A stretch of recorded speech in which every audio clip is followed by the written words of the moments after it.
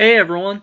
So last time we looked at Magic. They're a fairly good company. They did release a bunch of games. They kind of felt a little bit repetitive, but they were probably one of the better publishers for the Atari 2600. This time though, we are going to be looking at games by Apollo. They are not a very good publisher, to be perfectly honest. I can't really blame the programmers, because I'm assuming they were trying their best. Most of this goes on just the overall business, and how Apollo didn't really do any favors for a lot of these guys. Games by Apollo was only around for 2 years, and they were a pretty terrible company, to be perfectly honest. And they were taken out pretty early in the 1983 video game crash, which is probably a blessing in disguise. They did put out 11, let's call them games. Most of them were pretty terrible. They did have one or two that I kind of enjoyed while I was playing them. I didn't have a chance to play all 11, and I really don't want to be honest with you. All of their games came out for the Atari 2600. I did find some information that they were developing games for the Atari 5200, the ColecoVision, and the Intellivision. None of those were really ever released as far as I can tell, and I don't think any of them were really finished. I'm guessing a lot of what they were going to do were going to be ports, since I can only find really evidence of one unreleased game. I'm not really sure though, so kind of take that with a grain of salt. I do want to make one correction really quick. In the previous video I called Magic the second really third-party developer. I was wrong. Apollo actually beat them to market. So I kind of want to talk about Activision and also a little bit more about Magic. They did business very different from Games by Apollo. Apollo was started by Pat Roper, and he was a businessman from Texas, and he saw the success that Activision was having and thought, I want to do that. I want to create a video game company. Unfortunately, he didn't have any experience in video games, and he ended up just not doing very well, to be perfectly honest.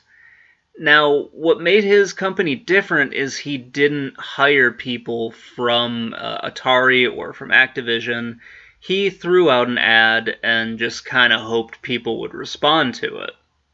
So out of that, he ended up hiring a guy named Salvo, who had done a little bit of programming and everything. He worked for Harley-Davidson for a bit, and he went out to Iowa to try to get his start. He's got a pretty interesting story, and I can't really fault him because, he tried his best with some of these games.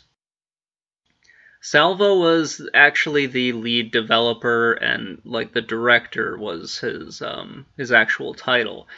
Roper tried to hire him at first, but Salvo basically said he didn't want to because he thought it was too risky. He ended up selling a game called Skeet Shooting to Roper for about $5,000, and then he eventually got hired by Roper. I think he would have been better off if he just never bothered to talk to Roper. That's just my opinion, though. So Roper spent, and in all honesty, really wasted a lot of the company's money trying to emulate the success that Activision had. He basically wanted to have more profits in the first year than Activision did. Activision had $26 million in profit their first year. He wanted to have $27 million. Activision had, I think, 6 or 7 buildings on their campus that were all the same size. Roper wanted to have one more building than they had and had them all be, a little bit taller than Activision's buildings. It was kind of stupid, and it sounds a lot like he was just sort of trying to keep up with the Joneses, to be honest. To no one's surprise, Roper accomplished none of these things. The majority of the company's programmers, including Salvo, left right after, they realized that Roper was kind of messing everything up. Shortly after the programmers left in '82, Games by Apollo was forced into bankruptcy. Roper kind of hoped that he would would have been able to reorganize it, but just couldn't for whatever reason. There are a couple of games that I wanted to talk about. First is their PacMan Clone, which is this game. It can be found by Shark Attack and also Lockjaw. The only reason that I'm talking about this is because instead of being sued by Namco or Atari for making a PacMan clone, they were sued by Universal Studios, who thought that it might, infringe on their movie Jaws. I have no idea why, because it's just a very weird story. The next game that I don't really want to talk about, but needs to kind of be mentioned, is this game, which is Wabbit. It's terrible.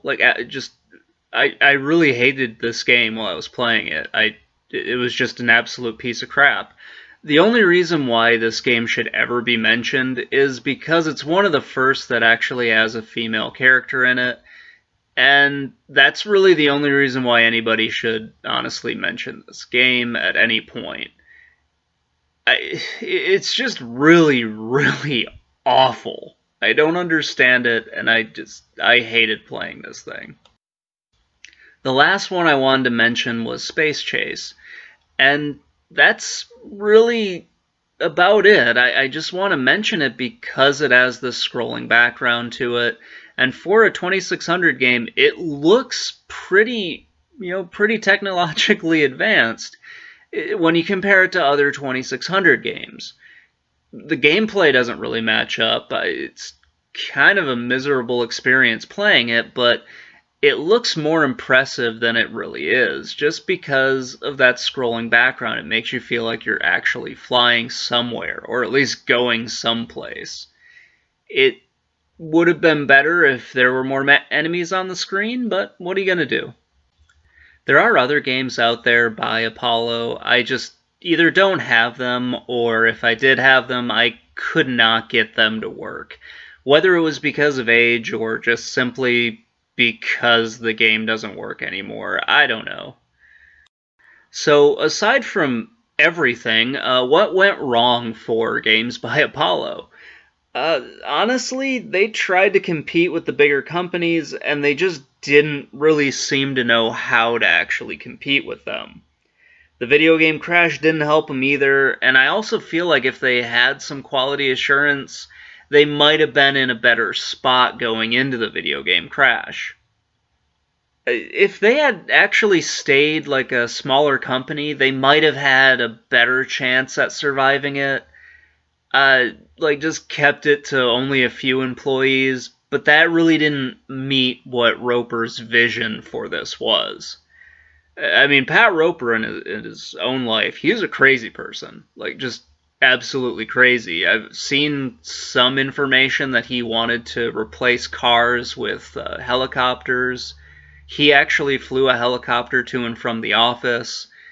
It's just kind of a weird thing to think about. The man had a lot of ideas, but probably had no idea how to actually implement those ideas. So that's going to wrap it up, guys. Thank you so much for watching. Please let me know what you think in the comments below, and have a great day, everyone.